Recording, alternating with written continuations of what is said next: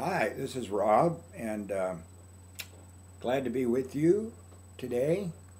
And we'll be talking about the importance of sending just one message. It's one thing to be consistent in your message, which is also very important, but quite another matter to be sure you're sending one message.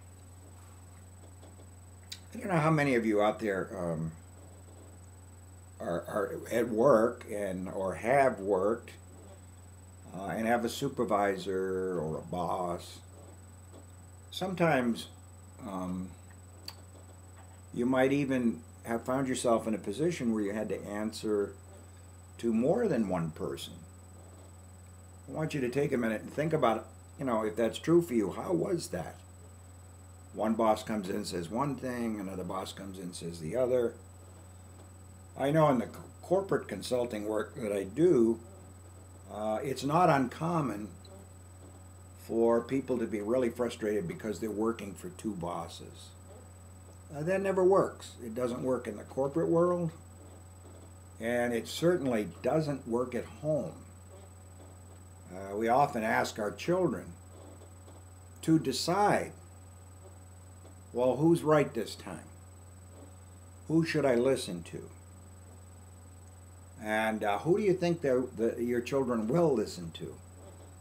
They will listen to whichever parent is sending a message the closest to what they wanted anyhow. Interesting. And then we accuse them of playing us one off the other. Daddy says I can go if you say it's all right, kind of thing. So one message is really important, and it occurs to me that a strong illustration of that, at least for me, are the white lines in a road. Think about it. What would driving be like if we didn't have any white lines? Have you ever had an occasion to drive on a new piece of freshly tarred road, and they haven't put the lines in yet? Well, I don't know about you, but it's a little scary. A car coming the other way, what if his definition of his share of the road is different than yours? What if that definition included, a quarter of your lane? I think you can see it'd be kind of hairy to drive. Now, that's one thing if you have a piece of road with no lines. But how about a piece of road with different lines? Lines that mean different things. For example, what if one county used the dash lines in the center of the road, and in that county it meant unsafe to pass. And in another county, the lines meant, or the solid line meant safe to pass. I don't think it would take much imagination to see that that would lead to some confusion right away. What if in one county red lights meant go, and in another county red lights meant stop? Do you ever notice that white line along the passenger side? That's supposed to mark the edge of the road. Well, what if that didn't mark the edge of the road? Or what if it went off the road? So we'd end up with, safe to pass, curve ahead, no curve ahead. Well, so many times, this is exactly what we do with our children.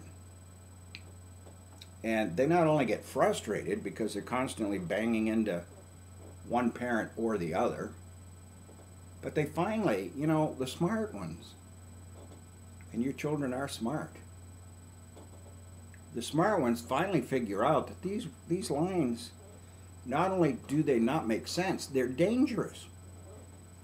And a kid will say, look, I'll be better off on just driving myself without these lines and without the road. And with that, they cut off into the field somewhere, and they start making their own roads. And Lord, we know where that can lead. Um, that just, you know, they get further and further away, and we know where we can go, or where they can go. So I would just ask you to kind of have this in mind, maybe this picture in mind when you're talking to your kids. Are we painting the same lines?